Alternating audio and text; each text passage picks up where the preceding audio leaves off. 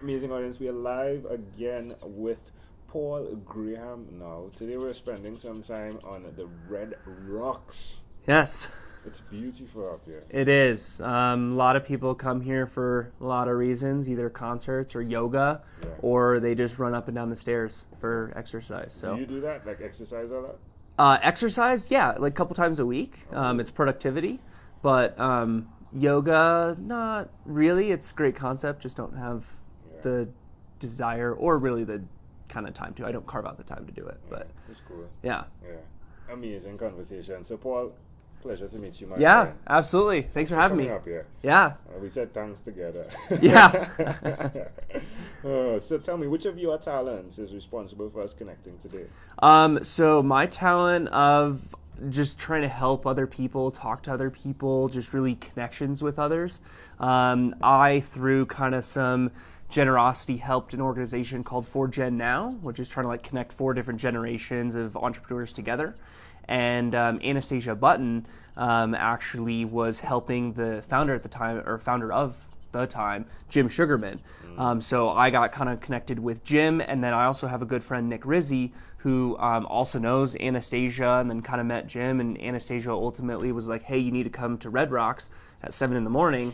And I said, for what? Because, again, there's running up and down the stairs and yoga, and was like, hey, like, we're close, but what's really going on? So made it happen today. That's so amazing. Great Thanks to be for here. doing that. Yeah. So explain the concept of 4 generation. I've heard of 2 generations, sure. Sons, but 4 generations. Yeah, so there's baby boomers, Gen X, Gen Y, Gen Z, essentially. And so I'm, millennial, right, which is, another term. There's also, Gen Z, who's also been known as like iGen, or everyone kind of creates their own thing because they don't like the name they were given, if you will. But regardless, within startups, some statistics, some of north of 80% fail, just being started off within the first 2 years. And that's predominantly because, just based on statistics, stereotype of if you are a younger individual, your startup is less likely to succeed simply because of,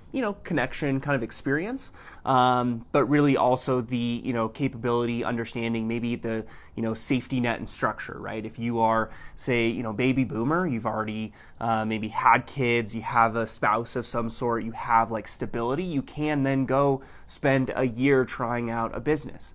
You're, say, a millennial, say like myself, that may or may not be possible. And so then you have a kind of side hustle and things like that. So ultimately it's trying to connect people who have already established a business or sold a business or something like that, and connect them with, younger talent, whether it be, hey, I need an internship, I need a job, I have this idea, but I don't have the experience or connections or whatever. But basically just trying to make really startups themselves succeed more and better likely chance to succeed. So it's been fun.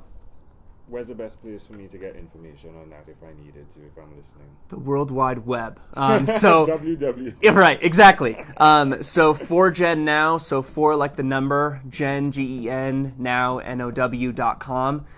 If you're in Colorado, there's actually an annual summit in October. And if you want to see me every month, I actually co-organize a meetup group every month just to kind of keep some of the conversations going, get to meet people, things like that. But face to face, not virtually. Well, so that's the thing. I also live stream all those meetups. So that way people who say, they lose their drive shafts or whatever, kind of like Anastasia, she's doing well this morning. But they're able to kind of tune in as well. Just because you never know what life throws at you, and we have the ability of technology, right? Recording a video to share, so we try to do that too. So 4Gen Now. So who did you learn the skill of adaptability from? My mother, by far and away. She was in education for probably 35 years. Principal, assistant principal, paraprofessional, behavior coach, teacher. Pretty much everything you could probably be, she was, and so ultimately she learned a lot of different things like through that experience. But really, it started with her childhood. She was born in Three Hills, Alberta, Canada. She grew up in Santiago, Chile. Spanish was her first language. She then came to Charlotte, North Carolina, to a to a school here, charter kind of school. And then, kind of then spread across the U.S., eventually landed in Colorado. So she's been through, different kind of challenges, right? And no one can really tell she speaks Spanish, which is hilarious because sometimes she'll like make comments to people and they're just like, what do you mean? Yeah, exactly. Because both her parents were born stateside. And so they kind of have the English, of which they kind of taught her. But like I said, she thinks in Spanish. So anytime she does math, it's, with Spanish. So it's interesting. Why would you continue to be that guy? Because there are the challenges that go with being a guy that is adaptable. Right? There's so many changes that are occurring, right? Yeah. And then there's this, okay, I need to, right? Yeah, this, I need to relax, right? Why would you continue to be that guy? I think ultimately what I've learned through either books or mentors or parents, specifically my mom, is really just the fact that you, in some concept, need to kind of break your current self in order to become your future self. So you're going to have to go through challenge and difficulty, but there's also triumph to that too. Part of the other reason in regards to kind of like the mentors that I mentioned is reading a bunch of, autobiographies or bibliographies or really just stories of people that are inspiring, whether that be super successful, billions, trillions, or it's just, hey, I really admire this person for these reasons. They have a really well-balanced life regardless of their income or quote-unquote success. There's a lot of people that think, oh, hey, random names, Arnold Schwarzenegger or Oprah Winfrey, or can think of, 10 others that, oh, well, they had it easy, or they did this or that. Like Oprah Winfrey, as an example, is like one of the most inspiring people for some of the like adversity she had to overcome. And she, is extremely generous, right? And that's one thing that I've kind of held true, like Warren Buffett, kind of Bill Gates concept of, hey, go, in theory, make a bunch of money and then give it all away. Like that kind of ambition and drive and really selflessness. And a little bit of selfishness. Hey, I want to, get my own. I want to succeed, but at the same time, I do want to help others, support others, benefit others. And that's also why 4Gen Now and things like that are so inspiring, because it's, hey, let me help a younger generation, or maybe an older generation, or maybe this person or that person. Generation doesn't matter. It's just like skin color or like ethnicity or language.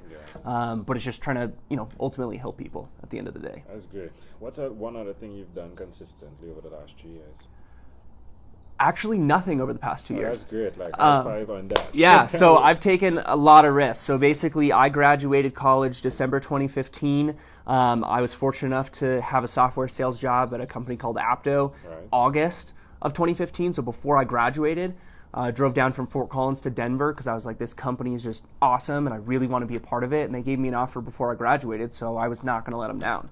From there, I went into commercial real estate, helping companies with their office leases nationally. And then part-time got involved with this kind of startup software company that's trying to change the way that entry-level professionals are connecting with their future jobs through videos and data analytics. Because the current kind of interview system is archaic. Hey, I'm going to send this resume and there's going to be 1,000 other applicants and a recruiter's going to look at it for 5 seconds. Like, it just doesn't make sense anymore, right? Even with the virtual aspect of how workers are coming in as well. Exactly. So why I mentioned that software companies, ultimately I realized real estate is super interesting. I love it. I've also realized it is a side passion, not a career. And ultimately, I realized, hey, I really want to get back to software. I really want to, make a change. I want to do something different. So I've been working for the software company. It's called FirstSync, with an H on the end. And I've been doing that, helping them do a lot of things. We've had a lot of traction, and really that's, once again, kind of another thing of how do you help and give your knowledge and things away or benefit others. And that's kind of helping the future generations of kind of their job search. Because right now, like I said, it's completely archaic. I went through it. So many people go through it. It needs to change in a variety of ways. So it's been fun. It's a lot of ups and downs, like I'm saying. It's really fun. It's not even that. Like, my reaction is definitely off of the model of who you are. Sure. In that it feels as though I'm speaking to like a 90-year-old guy. You get that a lot. Oh, absolutely. Yeah, I'm tempted to ask what's your age, but we could leave that off. Well, to give insight, because obviously we want people to guess, right? Would be So my parents are currently about 70. So there is a huge gap. And so with that, I've learned like kind of the tradition. Millennials, as a stereotype, don't get known for work ethic, right? Hey, we're lazy. We just want to be CEO first day. I have a little bit of that. I'll be honest. However, because of like kind of the generation, if you will, that my parents grew up in, and then kind of transpired to me, it's no, like work your tail off, like head between your legs, like go drive nose to the grindstone. Maybe a little too much. So I've tried to come back and be like, hey, let's take a deep breath. Let's maybe try to do yoga, right? So one of these days, I'll do it more. I only really do yoga on beaches, but I'll try to expand my horizon. But they've, like I've said, really kind of helped me facilitate some of those things that people my age may or may not have. Were the grandparents in the mix as well? Not really, but the other thing too is I have older half brothers and a sister. So I've also been an uncle at age 9. So through those experiences, those have kind of pushed me a little bit in terms of my own, personal growth and development to see kind of the world in a more mature manner where it's, hey, like I need to control my finances and my eating habits and like where everyone else is, maybe more like, hey, I don't care, everything will work out. And I still have a little bit of that too, by all means. But definitely with those experiences, it's been a little bit more, hey, Paul, you're like 35 and you're in high school. It's like, yeah, like what's wrong with that? Like that sounds great, right? Consistency, structure, vacations, like knowledge, He did give us his age, right? So there we go. Yeah, exactly. Well, let's switch gears for a moment. Let me invite you into my imaginary time machine that is surrounded with beautiful, blue, warm Caribbean water. Okay. What is your earliest childhood memory? Earliest childhood memory is one that I've seen a photo of, which is me stealing my dad's candy. And I was on the couch, maybe like 1 or 2, and I was just eating it. Right. So I have this huge bag of candy, like Halloween candy, and I'm just like eating it. But the one that I like vividly remember is taking all these little like Hot Wheel kind of toy cars, and I would line them up in these crazy long lines, and my mom asked in some way like, hey, what are you doing? And I was like, well, there's a traffic jam.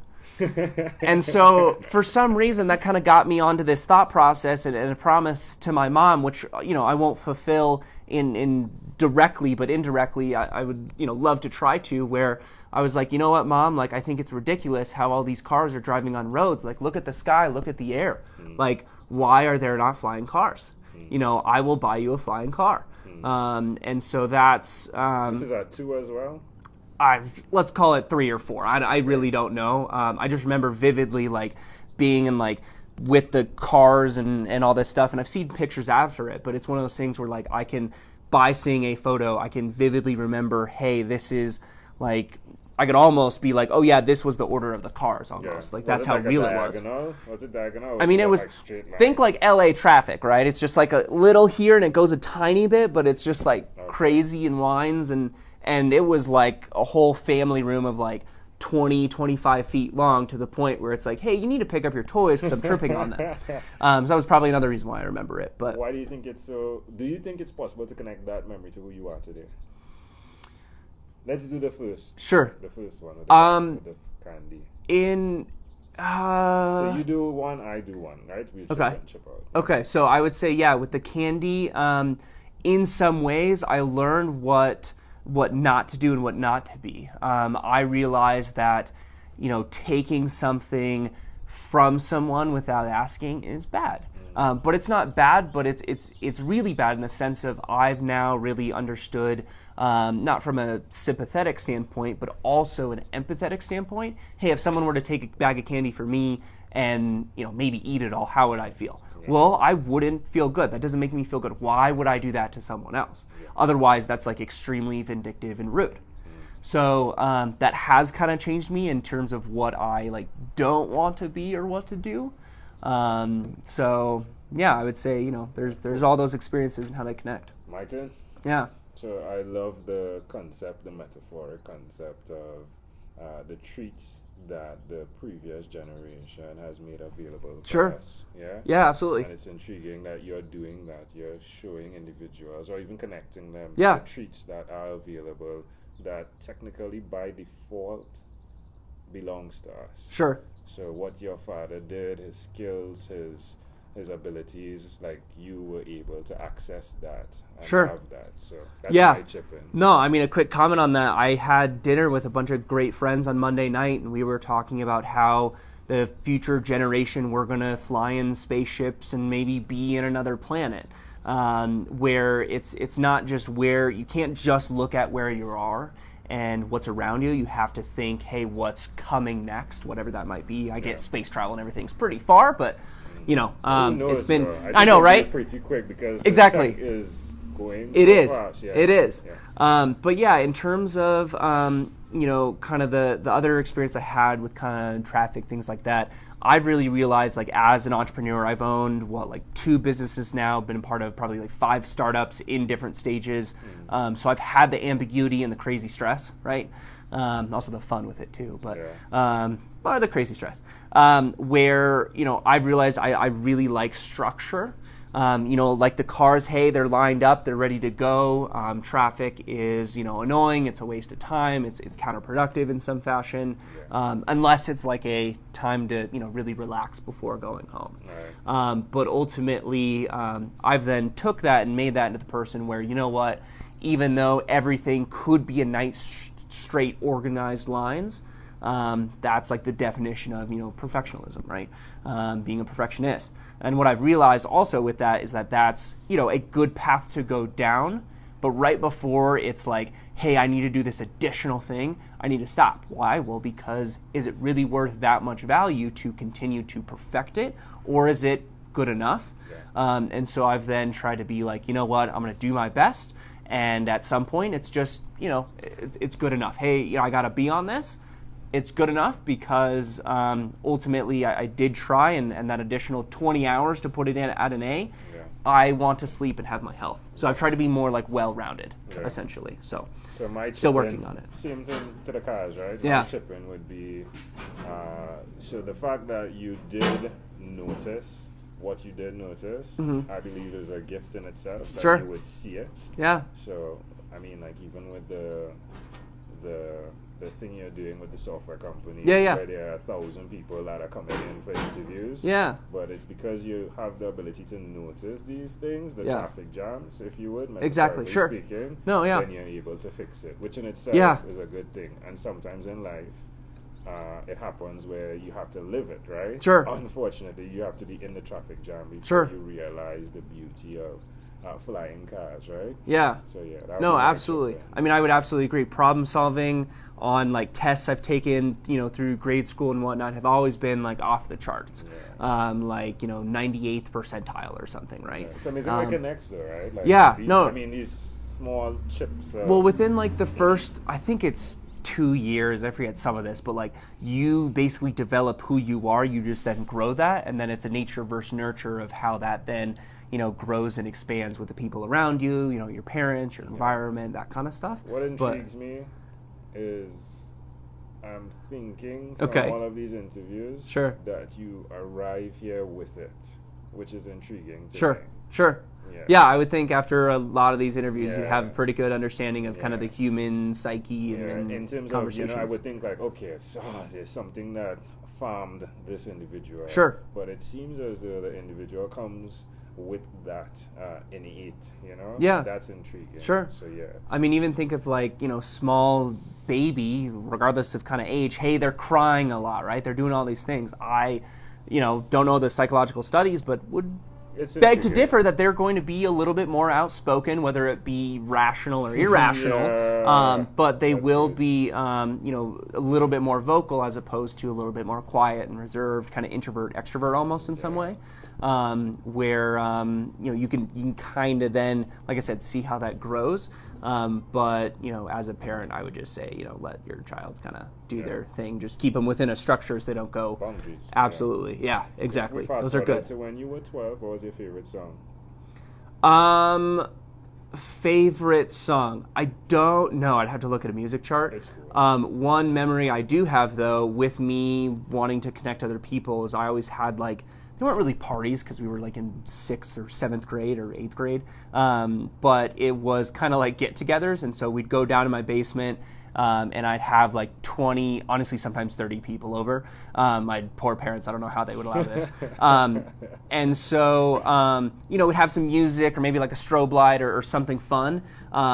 But at that time, I remember, once again, vividly, that like the song Cyclone was on, and so everyone was like, Cyclone, woo! So, I don't know, that's just one thing that like guaranteed in 7th grade in terms of songs that I like kind of remember. Might be a year or two off, but that's We've right. arrived at our destination, but before we get off of this time machine, there's a small declaration form, yes or no. Are you ready for this?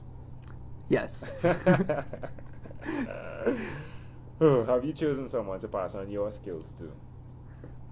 Have I chosen someone? I have not. Okay. I have chosen So that's something to allow others to kind of latch onto. I just personal thought of, hey, just one person.